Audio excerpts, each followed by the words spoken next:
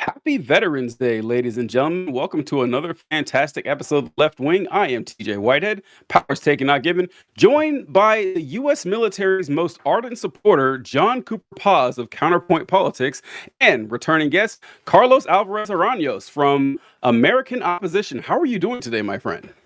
I am doing, it's been an intense day. I'm doing well and I'm super excited. But at the same time, I'm heavily disappointed in the Democratic Party. And I think Chuck Schumer has to go.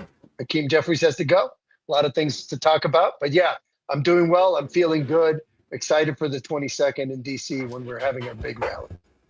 Oh, It's been a wild 48 hours. It's crazy, TJ. We were sitting here on Thursday, and we were celebratory. We just had this blue wave. We were talking about how the Democrats can hold on to this shutdown for months. We were just given all the proof we need. It's not going to hurt them. It's going to hurt Republicans. They have all the leverage. And then Friday, it's like, oh, they're offering to kind of back down on some of their red lines. Oh, that's weird. But maybe it's just a final negotiating position to push something through. And then Sunday, they fold. They fold hook, line, and sinker in the most embarrassing and cowardly way I have ever seen. And let me tell you, I've been disappointed by Democrats many, many times in my life. If you follow politics and you are on our side of the aisle, I'm sure you have been too. I have never been this disappointed. I have never been this angry. I have never felt this betrayed. Like, the only thing I can compare it to is when Biden, after the first debate, and was clear he needed to go, and they were just holding on to him. But at least that, I was like, well, I understand why things are happening this way. I get holding on to the incumbency advantage. At least there is a sensible, reasonable, if wrong, strategy going on here. This was just a self-inflicted clusterfuck of epic proportions, and I could not believe it. I posted yesterday, hey, do any mutuals want to come on and yell at the Democrats on a show tomorrow?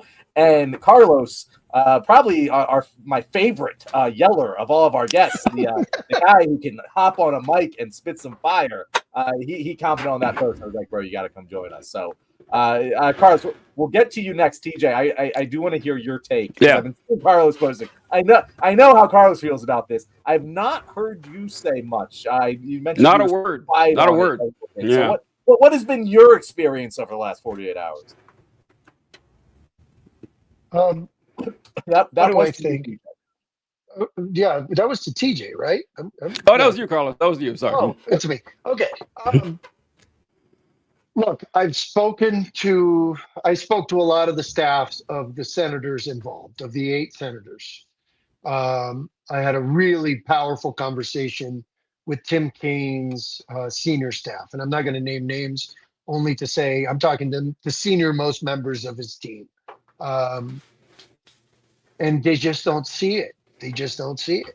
They don't see, just like he went on TV and he was like, I don't think it's ripping the party apart. You're mischaracterizing that. Dude, it could not be, it's ripping the party apart. It's ripping the nation to shreds. Like, you're blind if you don't see that. And obviously, look, I have empathy for the fact that I believe Tim Kaine is a good human being who doesn't want to see people suffer. And I think he broke because he doesn't want to see people suffer.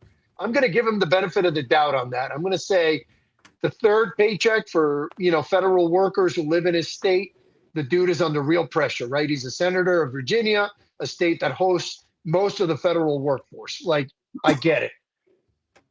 But as I told this team, like, we needed time for the reality that the Republicans created to set in, and for people to realize that connection between their increasing healthcare costs, between their increasing grocery bills, between the loss of SNAP and other assistance, that those things needed time to penetrate so that people understood that it really is the Republican Party that is trying to fuck you. And I just don't think the Democrats allowed enough time for that to happen. And I'm not saying we wouldn't have solved the shutdown in 3 weeks or right before Thanksgiving with a deal, because I think that the escalating situation with air traffic control, with all of these issues, was putting real pressure on Republicans to do something, right? Because otherwise you're just breaking the whole system. And I also see the point when people say, like, that's what they want to do. They want to break the whole system. But I want them to then feel the pressure that that creates, right? I want this to be consummated. And the fact that Democrats backed out at the moment of when the consummation was beginning is the worst case scenario because You're they supposed lost to all pull of out their at the end of leverage. confirmation. Right. Exactly. Right at Thanksgiving, you say, you know what? We've shown you how bad these people want to make the country. We're now going to walk this back and get to a better place. But the fact that we just kind of lost on two fronts. We lost in terms of damage that Republicans had already instituted that they get out of you know paying for, and the Democrats lose their messaging and they lose, and now it's all about the Democrats sucking again. So every time they win, we end up having conversations about how much we hate them. And then every time they lose, we have conversations about how much we hate them. So now we're in like constant hate for our own party. And frankly, the last thing I'll say is it really fucking pisses me off that I have to argue with my own allies this much and that I am more frustrated by my allies than I am by the evil, greedy other side. I should not have to spend this much fucking time. I spent 30 hours in total lobbying members of the Senate. I was up for 30 hours. I have not had to do that to deal with anything Trump has done or the Republicans have done. The Democratic Party is frankly the biggest challenge we're currently facing as a movement. And we delivered that election result. That election result didn't happen because the Democrats are great. It happened because the American people stood up and said, enough. And we did that, like as a people, as a movement. 43% of the nation identifies as a member of the movement. And that, I think that's a soft number. I think a lot of people, if you include boycotts like Disney and et cetera, I think that number grows, the Tesla people, et cetera. So we have the momentum, we have the movement, and the biggest thing that's killing our flow is the Democratic Party. And frankly, as somebody who has given everything he has to this movement and this moment, it really fucking bothers me that they're killing. As I told Tim Kaine's staff, and the main thing I said to them is, you guys didn't even ask us what we were doing and you blew up all our plans. It's like that person that walks into the middle of the surprise party and blows it because they didn't know it was happening, because they're not bothering to communicate with anybody because they think they know it all. They think they and by the way, these people are just so bad at politics. Chuck Schumer, Hakeem Jeffries, these people are the worst leaders I've ever seen. I don't know how you can call them leaders. I wouldn't follow Hakeem Jeffries out the door in any room, even if the room was on fire. I'd look. Yeah. I would desperately look for another person to follow. Disappointing isn't a strong enough word. Devastating is what it, because I've been thinking about this since it happened. I haven't done a video on it. I haven't made any posts on it because I got to be honest here, fellas. It's getting hard to justify even caring about this now. It's hard to defend getting up here in front of microphones or posting or making videos when that is the opposition party. The only venue we have to actually get something done and get something accomplished. Because also, John, before I carry on, I do want to point out, I appreciate you writing "they died like a dog" in the chyron right there. That's great. I love that so much. But listen, I couldn't believe it when this happened, because what have we been dealing with Donald Trump 10 years now? In a decade, I have never seen Donald Trump so on the ropes. I have never seen it. His approval rating was in the 30s. The Republicans just got their asses kicked in an election. 144,000 jobs were lost in October. We were coming up on the precipice of the start of the holiday season travel, and we had air traffic controllers not showing up for work, long lines, and the Republicans they were in such bad shape. Donald Trump was begging for the filibuster to be suspended. Mm-hmm. And that was the moment the Democrats said, it's not working. We got to give up. Like Carlos, you said you spoke to Tim Kaine's staff and everything. And I've seen so many Republicans talking about this on the air. And they mentioned that, well, we just weren't getting anything done. It didn't seem like it was helping stand up to Trump or anything. And listen, I will really Carlos makes a good point. I wrote it down too. at what point would it be too long? Because at some point I would say, okay, this is not working.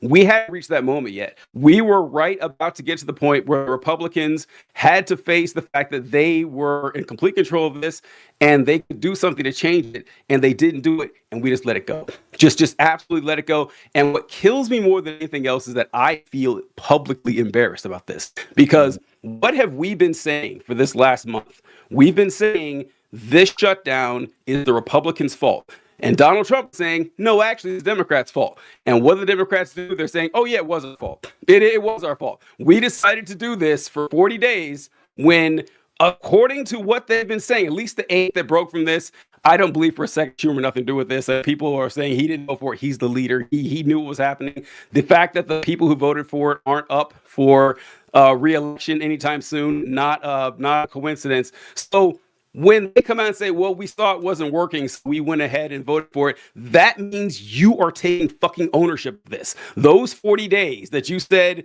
didn't get anything done, and obviously, why'd you fucking do it in the first place? Now I look stupid. So why should I go to bat for you when you're not going to bat for the country? That's how I feel about it, John.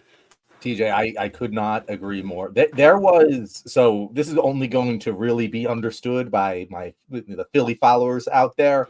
But there was a point. I think everyone is aware of Joel Embiid. We had a guy called Ben Simmons on our team. And I was such a Ben Simmons defender. Ben Simmons. I was out there defending him. I really loved his potential. And he had a lot of problems, a lot of glaring flaws. I got it. And then there's a playoff series. And the game is on the line.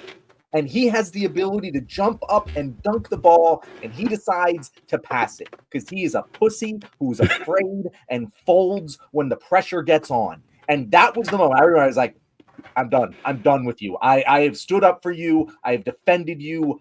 Fuck you. You are who they said you were, and I was wrong the whole time. And let's be clear, I'm not a defender of the Democrat. I'm a very harsh critic of the Democratic Party. I think all 3 of us are very harsh critics of the Democratic Party.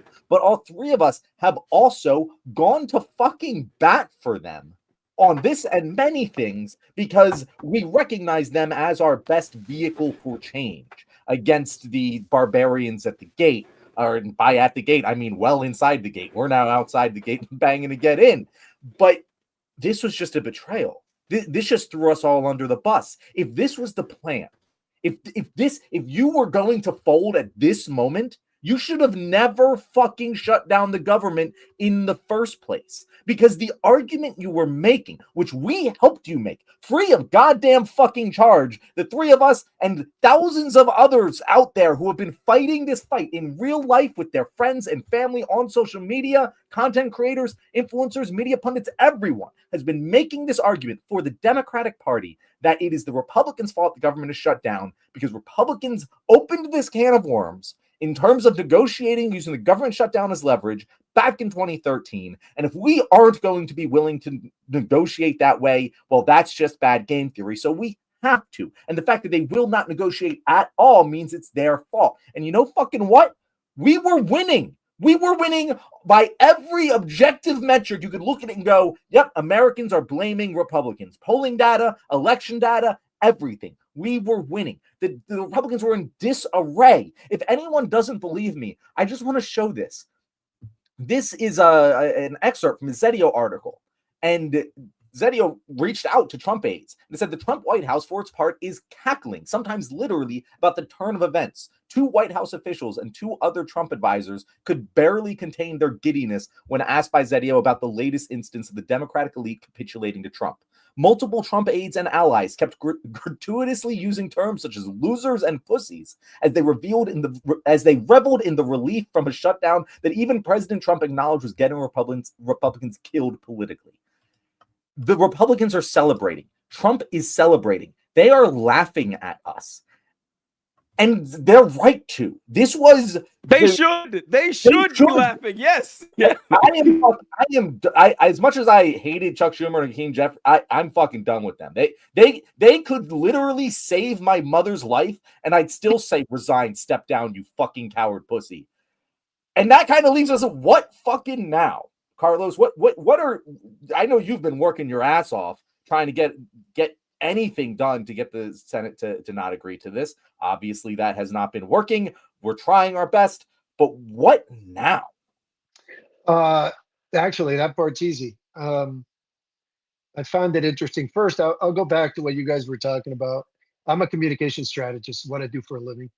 Um, if you allow the other guy, when you're winning that big, to say in a truthful way that the Democrats shut down the government for nothing, that's something that Republicans can now say.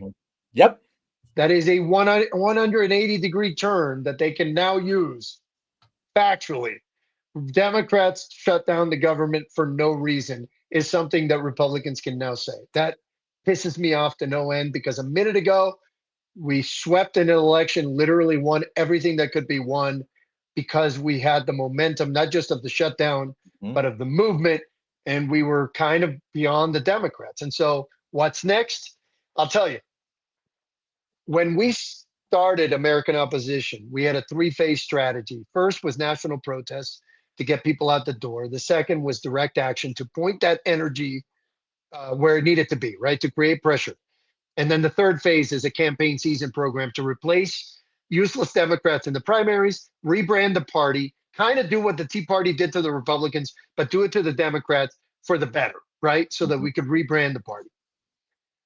Now, in the movement, there are different organizations that operate in different ways. So you have people like Indivisible, which is primarily a C3, C4 operation. So they are, they also have a super PAC, but I think the idea there is that they operate sort of in a safer space. We're the more aggressive wing, and between us is 50-51, and they kind of go and meet us both where we are. And the fact that Ezra Levin, the co-founder of Indivisible, came out and said, I no longer believe in Democratic leadership, and so we're going to mount a campaign so that nobody in the primaries is going to get Indivisible support unless they promise not to re-up Chuck Schumer as leader, means that, it means that our original vision is good, right? It's our original strategy is bearing out the way we expected. But B, it means that if Indivisible's identity comes from working with Congress and working with Democrats. That's who they are, right? Ezra and Leah, they used to work for the party. They worked in Congress. They are of that world. So I actually find some hope in the fact that if Ezra and Leah are that pissed, that they're sort of adopting our more aggressive stance, then that means a ton of people are coming with them to our party, which is all about creating real pressure and replacing these motherfuckers to the tune of 30% of the party. And frankly, that is our entire mission now. Let's get rid of the shitty Democrats. Let's turn the Democratic Party into an American opposition party that can actually stand up and defeat Donald Trump. And in some ways, the anger at the party, we as a movement can leverage it to replace the party. So in some ways, Democrats just gave us a gift, which is the energy to say, whoever was doubting us, because for a long time I heard people tell me, Carlos, you have to be nicer to Democrats. Don't eat your own, blah, blah, blah. I think all of that shit is out the window now. We have a total permission structure now to replace shitty Democrats with better Democrats, rebrand the party as a fucking opposition party, and then go out and take that party for a run in the general election and fucking replace every single Republican. And that is my mission. That is our mission. That is now Indivisible's mission. I know a lot of people across the movement suddenly are on our boat. And to be honest with you guys, like, I'm excited because we now have the energy and the anger and the fucking passion we need to deliver on that shit. And I'm going to do that shit. Like, I know I'm speaking for myself and my organization. That is what we're going to fucking do. And I am no longer feeling bad about throwing Democrats under the bus. I'm no longer asking for permission. I'm no longer looking to them for anything. If you're a shitty Democrat, we're going to come after you and we're going to make this party the party we need it to be. So fuck these people. Fuck Chuck Schumer. Fuck Hakeem Jeffries. They had their turn. We had as much patience as we could with their fecklessness and their shittiness. Fuck those guys. We're done with them. Hey. I swear to my life, those guys will not be leaders in the next Congress. They just won't. This is fucking over. We are going to change this party. I don't know what other solution you can come to because we all So, Carlos, I'm curious of your thoughts on this because a lot of times we get people saying that the Democratic Party isn't really in there to push for progressive policies or ideas; that they're just controlled opposition. They're just there to, be the kayfabe with wrestling and everything like that. Don't take them too seriously. And I always dismiss that. I said, listen, there are like actual moderate Democrats out there. I know people have a hard time believing that, but some people really do see that. This time, I got nothing against because I. What was in it for the Democrats to fold when all the cards were in their hand? I can only think of one. I can only think of one reason that they would actually do this. I know what they say. My guess is maybe they were afraid the filibuster was going to be broken, or not broken, but suspended or work around, and they had that in their favor. But they're not helping this by their explanations. Actually, who was this? I forgot the name of this guy that I have here. This senator.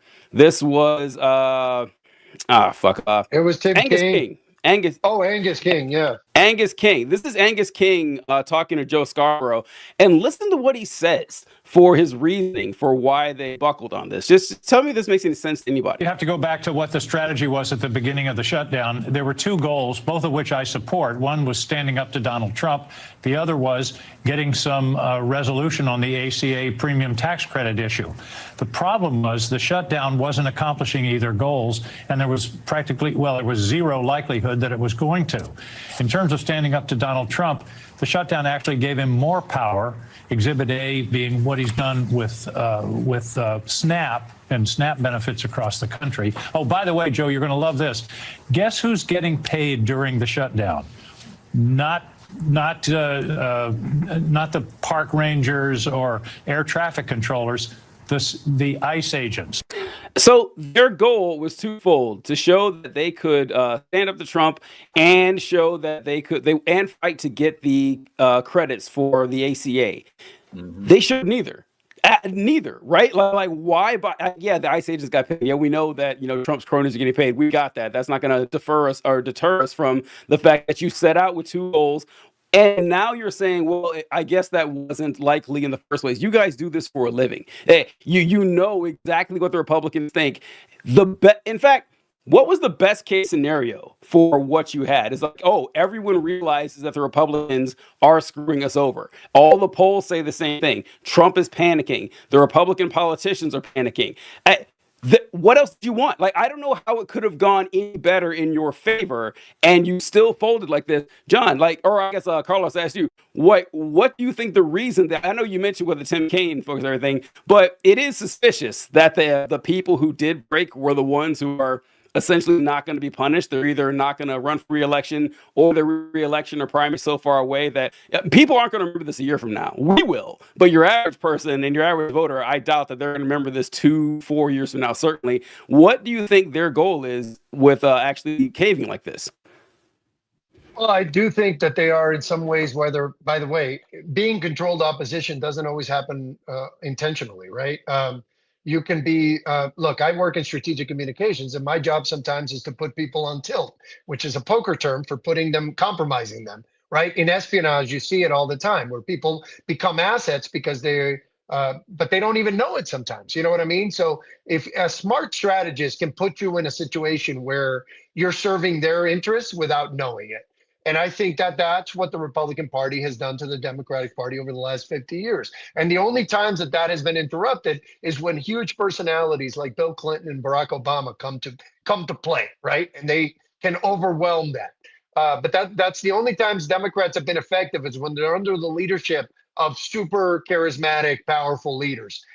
And we don't have that right now. So I think, archetypally, the Democrats represent weakness, and the Republicans represent strength in a very foundational sense. And so they're just living up to who they are. And, and frankly, in this environment, as I told Tim Kaine's staff, if you had a trial right now with a truly impartial jury that didn't know shit, and one side was arguing that the Democrats are incompetent and the other side was arguing that they're complicit, the complicit argument would win.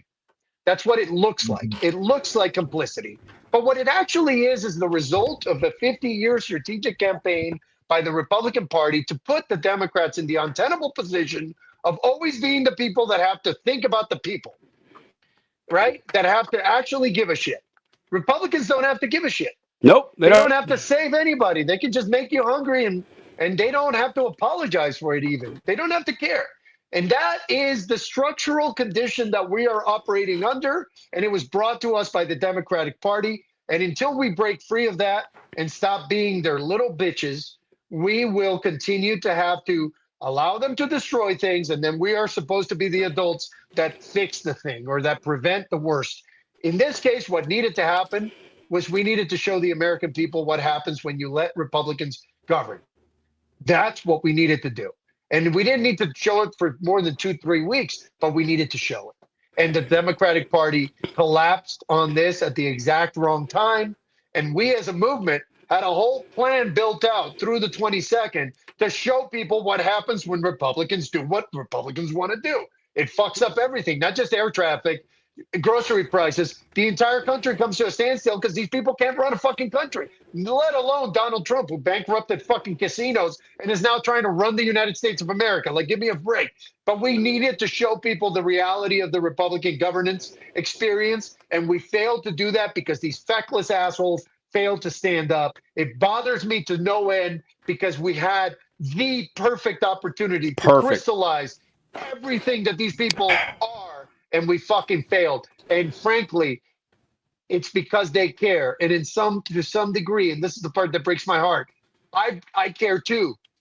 I don't want people to go hungry, especially during the holidays. I don't want people to not have Thanksgiving dinner.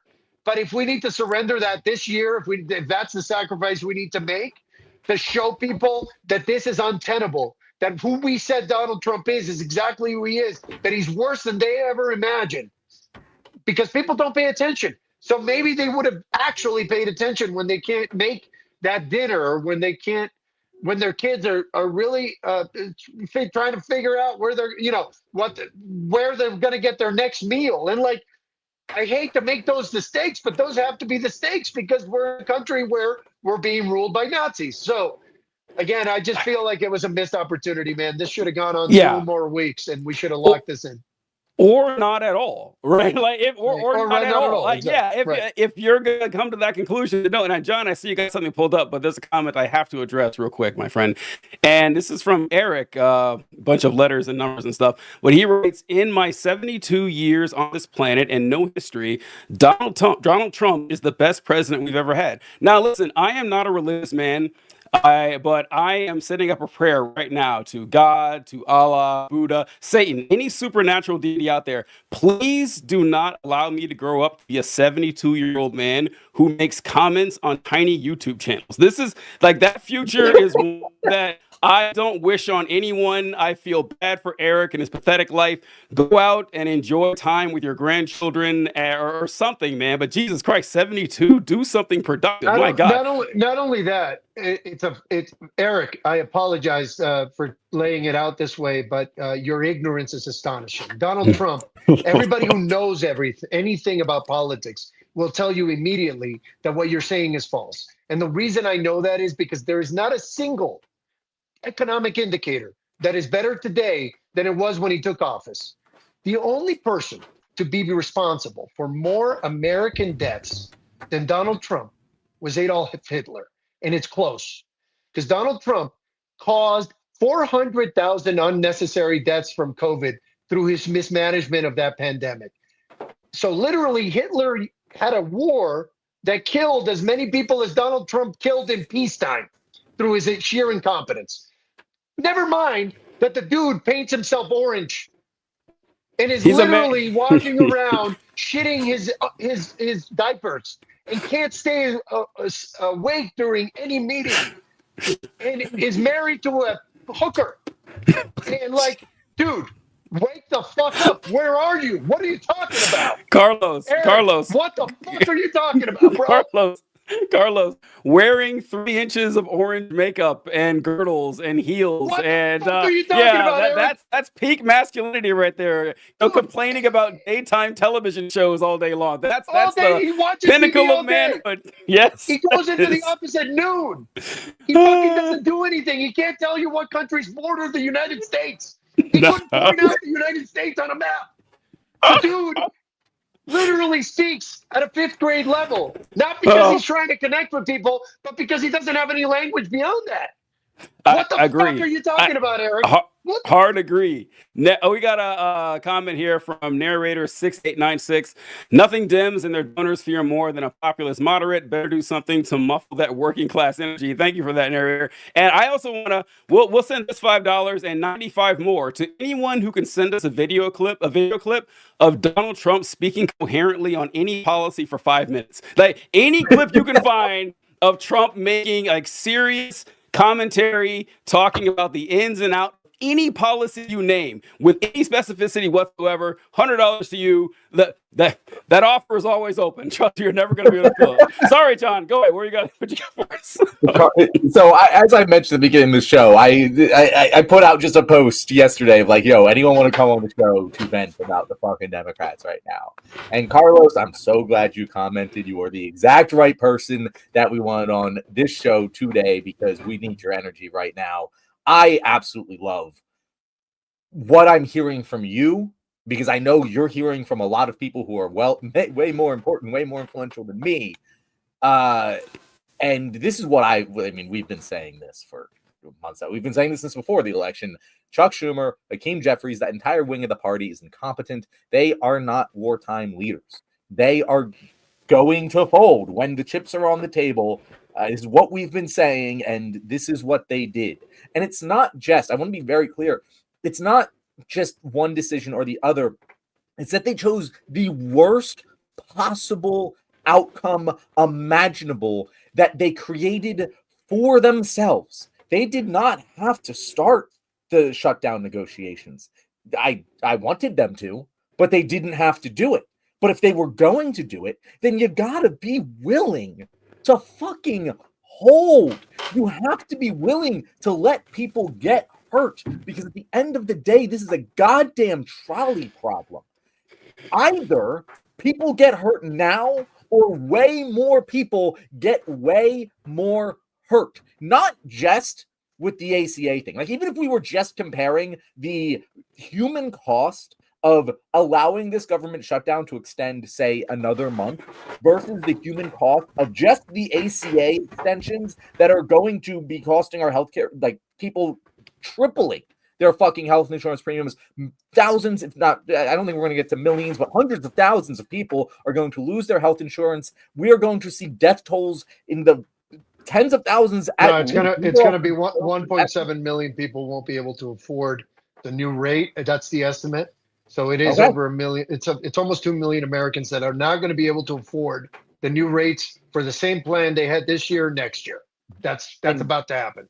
And if you're going to tell me, hey, like people are getting hurt, we need to step in and help them, like that's fine. But this was the known outcome when you decided to start these negotiations. If you were unwilling to let people go without pay for more than 3 weeks, you should have never fucking done this. You were never man enough to play ball. You are not up for this game. And so you should have just not done it because now, I mean, the first time they did it, at least they just never did it, right? So they collapsed at the beginning. But I will say, like, I'm reading a little bit of the chat, which I never do. I never read comments because in life that's a road to perdition. But I'm reading a little bit here, and I want to address some of this. Look, you can say Joe Biden was old and Joe Biden was in trouble. But even despite being old and in trouble, Joe Biden averaged 247,000 jobs added per month. He didn't have a single month where we lost jobs in this country. He averaged tremendous economic growth coming out of the pandemic. The dude got an infrastructure package passed that 30 years of presidents had failed to pass, despite having the smallest split in the Senate ever. So you can say what the fuck you want about Joe Biden, Ozzy, but Joe Biden kind of crushed it at being president. And the net result was a better country.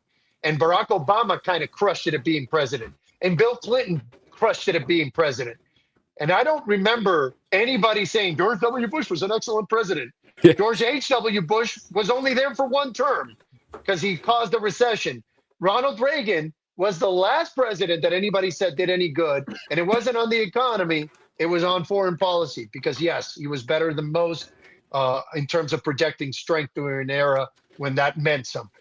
But the reality is all your presidents, including the current one, have been shitty fucking presidents. And more than that, shitty human beings. When was the last time Donald Trump had a concert at the White House or any kind of cultural event? When was the last time he brought a poet or the poet laureate to come and pronounce some words at the White House? When was the last time that Donald Trump showed any humanity and celebrated a movie he liked or a fucking song he liked? The dude listens to YMCA for real.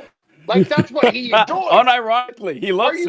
Are you fucking kidding me? He loves it. What are we? Yeah. Literally, he listens to Celine Dion and fucking YMCA. And I don't care who the fuck you are. I want to be very clear.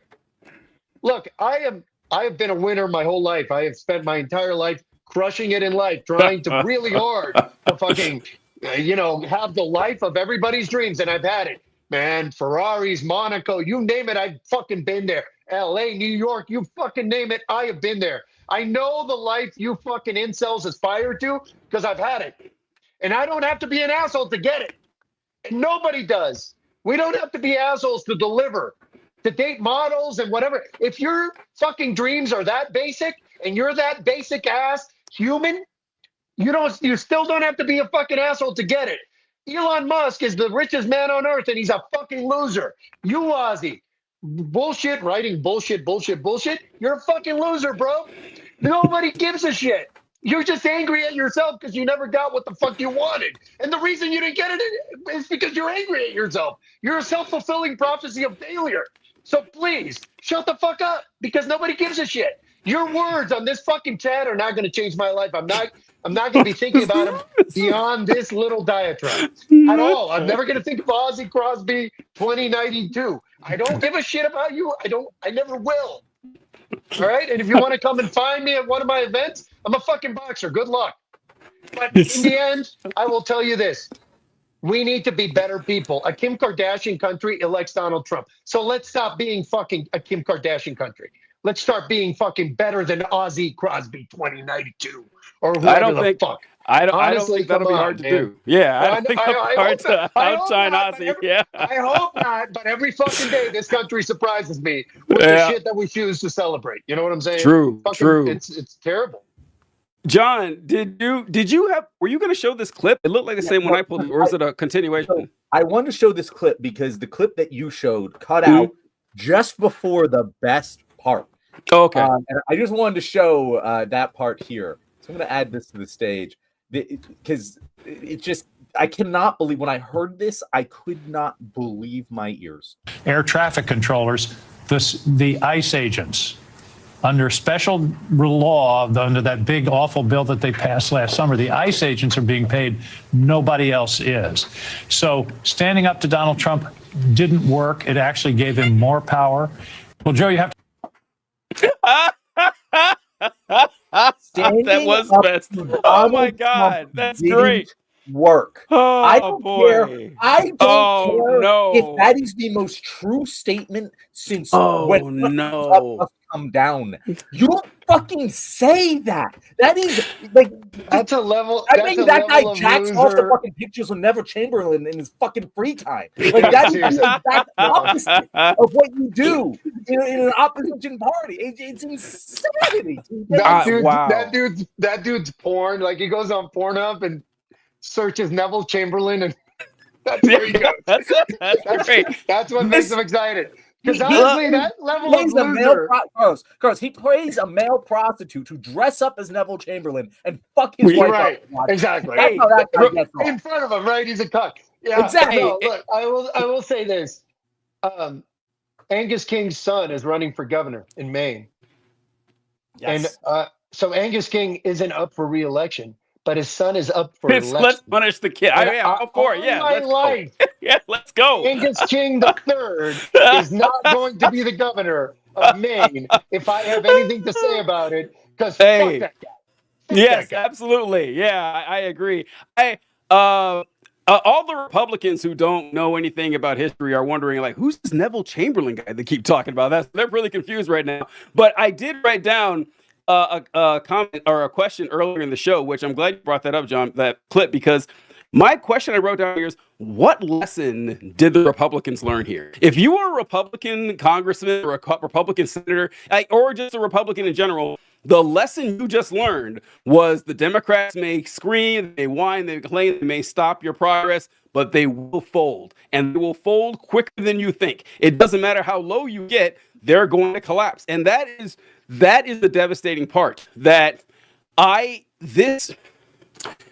Carlos, you talk about how this is a radical reorganization of the Democratic Party, and that's what's really got me down the most these past couple of days, I think. Because, yeah, it was these 8 people that did it, and Chuck Schumer definitely knew, like he was definitely aware of this, but other senators were too. That thing, it's not like earlier where we had Manchin and Sinema that we knew, oh yeah, they're gonna buckle. They've openly admitted this or whatever. But I don't think it's just 8. I think it's more. I think it's a lot more than that would have folded on that, and that's pretty devastating. And I have a clip I wanted to show here, and this is another senator. This is Senator Cortez Masto, who spoke out about this buckling on it, and this absolutely floored me. I got to get you guys' response to this. Well, and mine too. But here we go. This fight tonight is. I agree with Senator Angus. It's just the beginning. This is the beginning to show and fight for Americans across the country.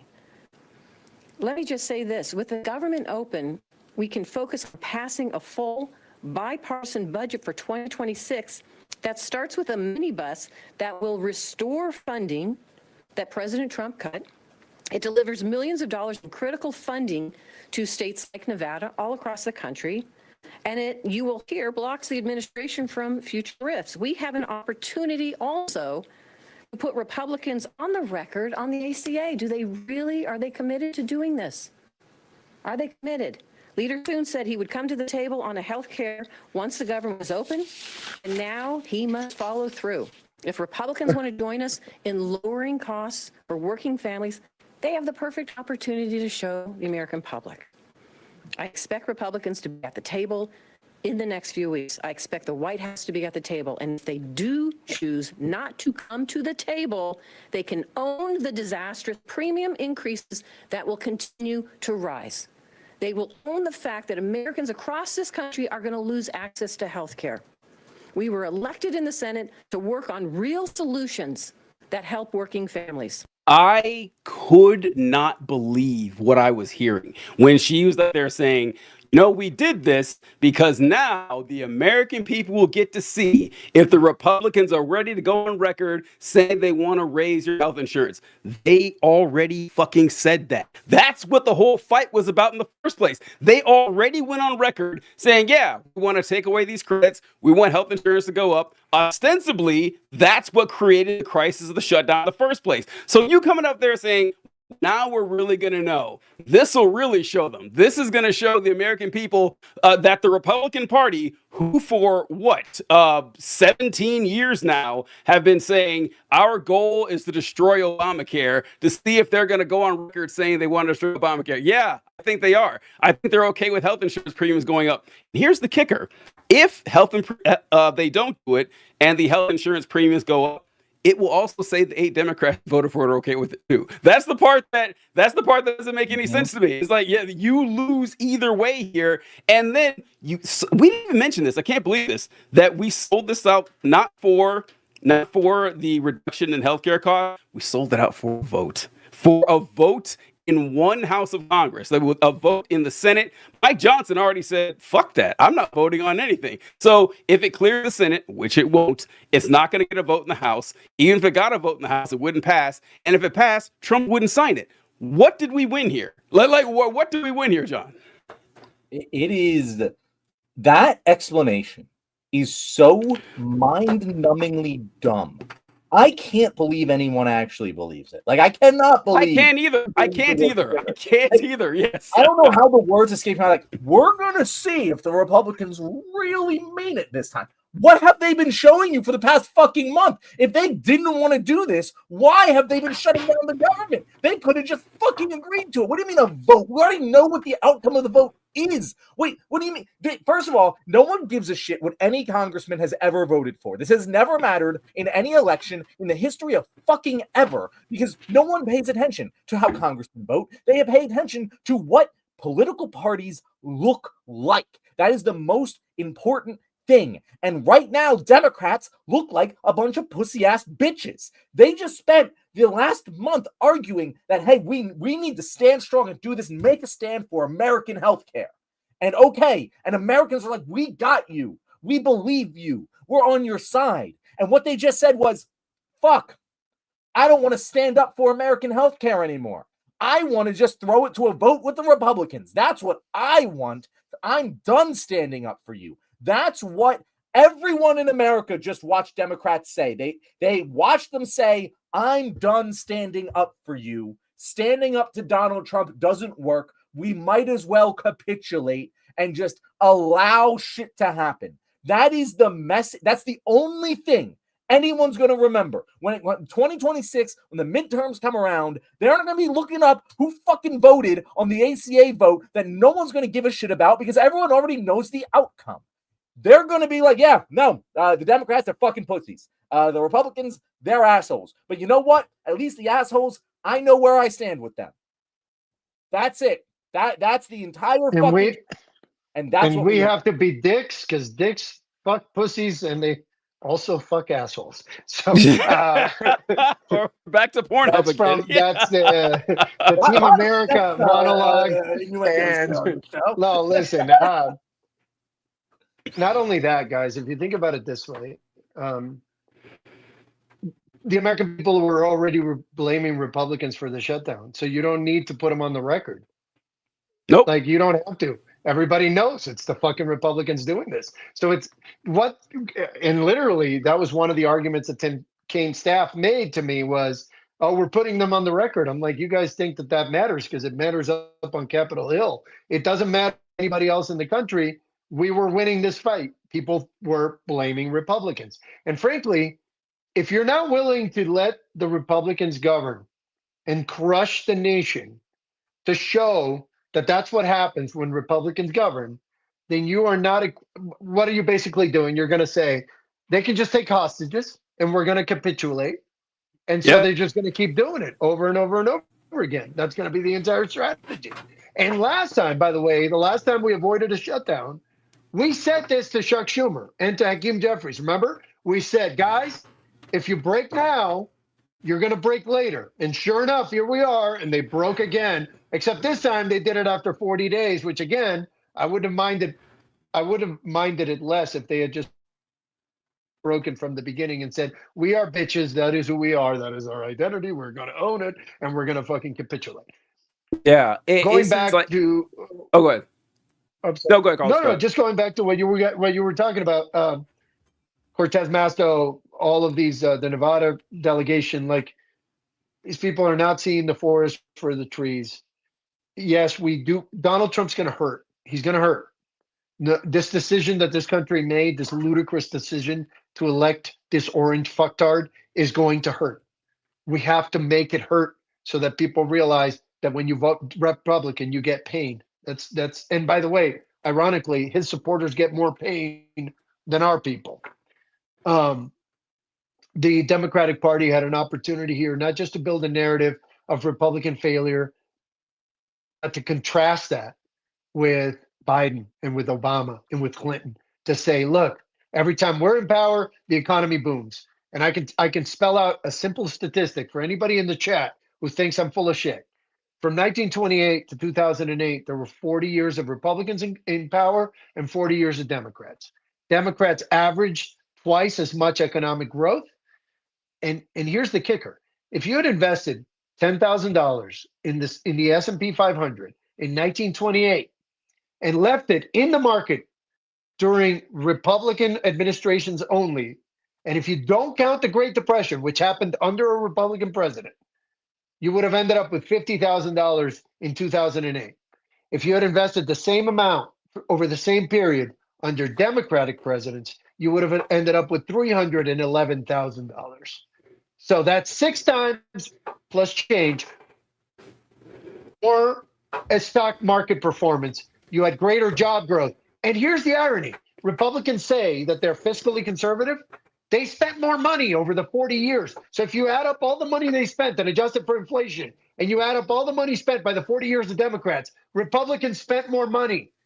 They're lying to you on everything. So whoever the fuck is doing strategy for the Democratic Party seriously needs to quit their job, apologize to the nation, and literally go do nothing, because you're never going to succeed at anything. This is the worst political outcome I have ever seen. I have never seen politics done this badly in my entire life. I've worked in politics at the highest level for a very long time. This fucking shit is malpractice. Dude, it's like taking to somebody's it's like operating on the wrong leg, but doing it 10 times in a row on the same fucking day. It's so bad. I refuse to believe they don't understand it. I refuse. Like Carl said, you can't be in the game this long and not. You don't make it. You don't fucking make it to be a U.S. senator without realizing when your opponent is weak, or how to capitalize on your opponent being down for the count. There's no way you don't recognize that. So, I mean, granted, I'm not a senator. Maybe they know something I don't, but they aren't telling me. They sure as hell are not telling me how this is going to help us. And Carlos, you're the one who brought this up. And it's another thing I wrote down here. You said that Trump's staff is laughing and everything. A good way to figure out if you won or lost is your opponent happy. Is your opponent happy? No. Wait. If Stephen Miller calls you a loser, you're a fucking loser, bro. You know what I'm saying? Yes. Dude, if your life makes it so that Stephen Miller can legitimately look at you and go, you're a loser. Yeah.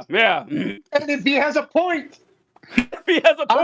I would never advocate for suicide, but I'm just saying I would understand. You know what I mean? Like, dude, you're all out. That's it. If Stephen Miller has the claim of loser over you, bro, you've got to do some serious thinking about who the fuck you've become, you know? Yeah.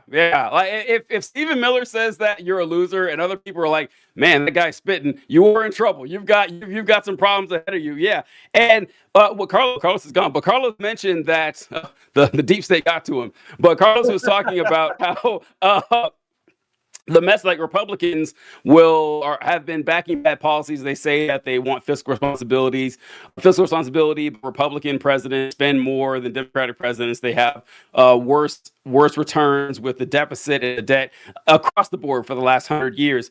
But I mean, the problem is that Republicans, they don't care. They say they care, but they don't. Like we always, like, what do we say on the show all the time, John? That Republicans don't learn their lesson. Like, regular people might learn, but Republicans never do. That no matter how bad life gets, they're going to keep supporting Republicans. Just like, Alabama is the example we always use. Like, if everything collapsing and falling apart actually made people vote against Republicans, they would have stopped voting Republicans a long fucking time ago with the Deep South. But they don't. Like, they've been backing them for 60 years now. The coal miners in West Virginia, like the worst state in the union, overwhelmingly Republican, the deepest red state we have. It's not going to change. But John, what do you think about all this? Well, we're running out of time. Sorry, go ahead. No, we are running out of time. So there's a couple things I want to say here. One,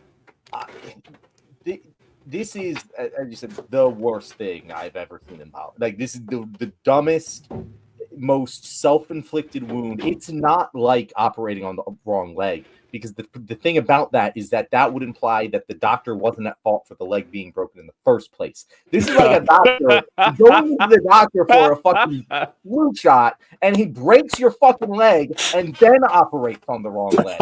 That's a little bit more of an apt comparison to what we got going on here. And fair enough. You made a great point about how Republicans suck, and like, I agree. We'll have plenty of episodes about how Republicans suck. And we'll have plenty of time to talk about that. What I would like to circle back to as we end this show is that they're no longer my enemy right now. Like, to be perfectly fucking honest with you, it's important to beat them, but we need to eliminate Chuck Schumer and Hakeem Jeffries and all of the Politically. fucking the Tim Kaines, the fucking Agnes Kings, all of these pussy ass bitches. And again, it's not just the ones who voted against this. There are more of them. I want to be very fucking clear. Not just that, guys. It's also not ideological. We have a lot of it's about authenticity. This moment is about who is authentic. I don't care if you're Zoran Mamdani. I don't care if you're AOC or Gavin Newsom and towards the middle or whomever. It's not ideological. It's all about, are you full of shit and do you have a spine? And Mamdani proved, because I don't think Mamdani won because of his policy ideas. I think he won because people like him. And Democrats, it's not that people disagree with Democratic politics. It's that people dislike Democrats because they're full of shit and they're weak and they're fucking feckless and they just talk and they talk at an 11th grade level so nobody understands what they're saying. So they sound like snobs and they talk to each other and they don't forget that other people exist. And all of those are legitimate fucking complaints because in 2020, nothing they read at lower than an 11th grade level, and the average American reads at a 7th grade level, so you're not fucking talking to anybody, and nobody's hearing you, nobody gives a shit. So the main point is stop being full of shit, have a spine, show up to fight for actual people, and then, by the way, somebody in the comments said that Obama was a populist and he ended up getting a lot of fucking money. Yes, not only during his presidency did he raise a lot of money, but after his presidency, he went and became a super rich guy because, frankly, he was authentic. He was real. And that's what people are looking for in leadership. And just don't try to claim credit. Don't try to make it about you. Try to serve people. Try to give them good stuff. Try to make their lives better. And I promise you, when you retire, people are going to be like, we're going to reward that guy because he deserves it. But if you focus on it in the meantime, if you're always just trying to get your job back, you never actually do your fucking job. And these people have spent their entire fucking lives getting old in the nicest fucking nursing home in America, which is the United States Senate.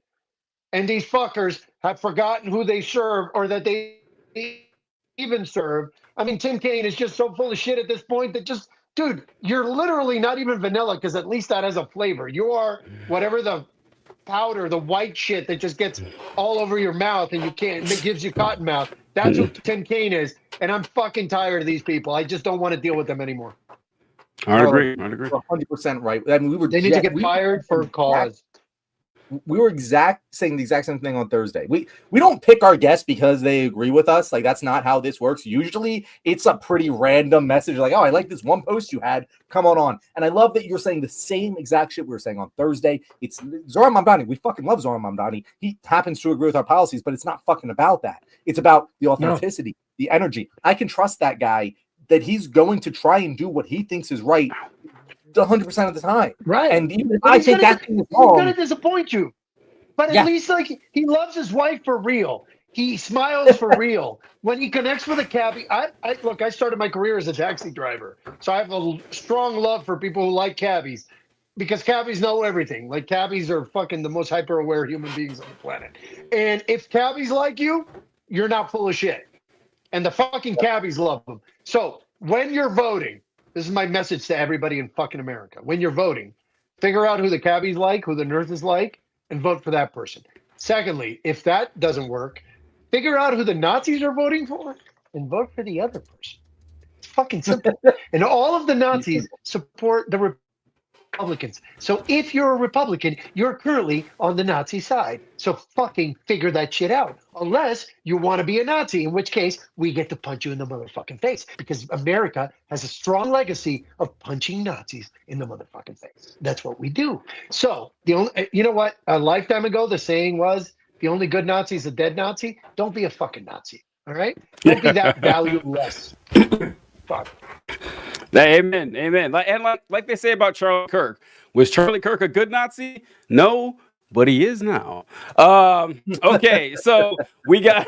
So we'll close things out a little bit. I wanted to. So Chris wrote here, we don't pick our guests because they agree with us. We do it because we like their posts. We agree with them. That's that's good, Chris. That's good. That's good, John. But yeah, no, I just to close this all up, we need to get them this needs to be a moment where everyone realizes, yeah, these guys need to fucking go, and all of the anger just needs to be placed in that direction because right now Democrats look weak as shit. They look weak as shit. We were in such strong position where I was riding high. I was like, we're gonna blue wave the fucking terms. We're gonna get a not trifecta, but we're gonna get a super majorities in the House and the Senate and the way things are going. And now this, and I don't fucking know, but I do know in order to get that momentum back, we need to eliminate the people who just fucking threw it away. And if we can do that, if we can primary these motherfuckers, if we can present a bold new face of the Democratic Party going into the midterms, those supermajorities are still on the fucking table. If we can get all of these fucking Agnes Kings replaced with Zohran Mamdanis, and like Carlos said, that's not a policy thing, that's not an ideology thing. They can be fucking liberal moderates, but they have to be ready to fight and they have to show a spine. If they can do that and we can get those people campaigning in the general, in the primary, that is how we win supermajorities in the House and the Senate. Hell, that might even be how we get Donald Trump impeached. That is the fucking bar for success for me, and I will accept nothing else, and I will stay this fucking angry until we accomplish it. Amen. Well, and the movement is going to power that, so the Democrats don't even have to fucking do that much, because this movement, 43% of the American people, which is a larger share than identify as Democrats, identify as members of this movement. So the Democrats don't even have to fucking do shit. They just have to stop fucking shit up. You know what I'm saying? Like, stop getting in our way. We've got this. We just showed it. We got them victories in everything. And it wasn't because they were great. It's because we fucking delivered, and we're going to keep delivering. Just get the fuck out of our way and stop trying to lead when your name is Chuck Schumer, because you can't. And thank you guys all for watching. This has been a group therapy session. Carlos, before we wrap this up, I want people to know who have been watching. They might not have seen your last show, so tell them where they can find you and how they can support American Opposition. Yeah, we're at AmericanOpposition.org. We suck at fundraising, so please donate. We're terrible. We're great at everything else, but we just suck at that. And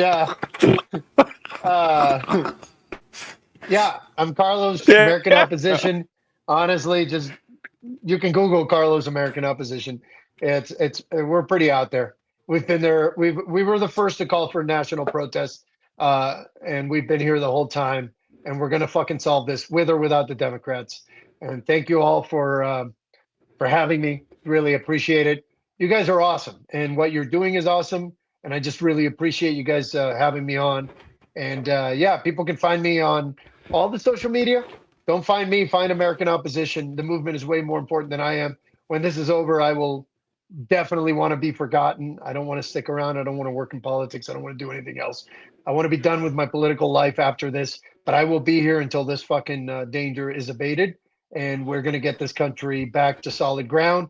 And we're going to give the American people another chance to make better choices. That's all we can do. And we're going to try and teach them why those choices are important. And we're going to try to get them to see why taking themselves and this country seriously is important. And we're going to try to remind them of what it is to be an American. Hopefully they fucking figure that shit out, because if we keep getting a Kim Kardashian country, we're going to keep electing Donald Trump. Donald Trump is a symptom of a bigger disease, and I'm here to try to cure it before it's too late. Because by the way, whatever happens in America impacts the rest of the world. The consequences of this, we have to be adults. We joke and kid all you want, but my job is a very serious job. It requires a lot of emotional intelligence to understand just how fucking serious the stakes are when this country is in this much trouble, and what the implications of that are for our military, for our citizens, and for the rest of the world. And I just want everybody to come along on the American Opposition journey, to join us as we figure this out, join us as we implement a strategy, join us as we deliver a result, because this country deserves to be represented by its best patriots. I will be here until somebody better replaces me, and I know a lot of people in the movement feel that way. But I am very proud to have the opportunity to help lead this movement and to help get us to a better place. So that's who I am. And again, I'm happy to, I'll be giving, we will be in DC on November 22nd for the Remove the Regime rally. If you haven't heard me give a speech, please come out. I will be speaking. Many others will be speaking. It'll be an all-star lineup. Dropkick Murphys are going to play. Earth to Eve is going to play. It's going to be sick. We're also doing 2 days of before the 20th and the 21st.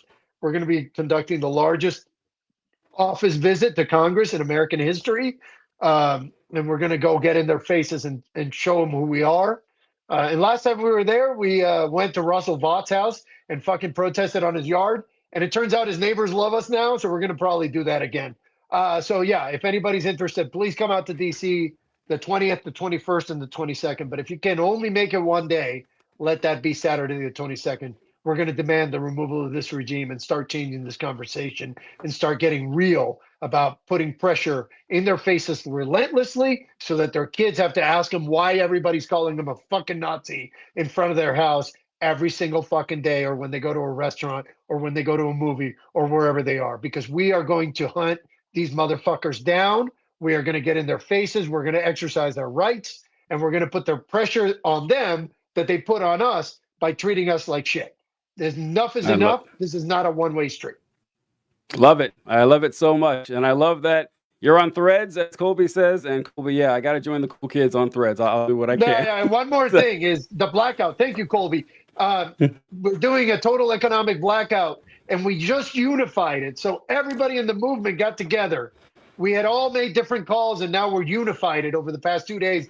Fucking amazing. I just did an interview with USA Today about this.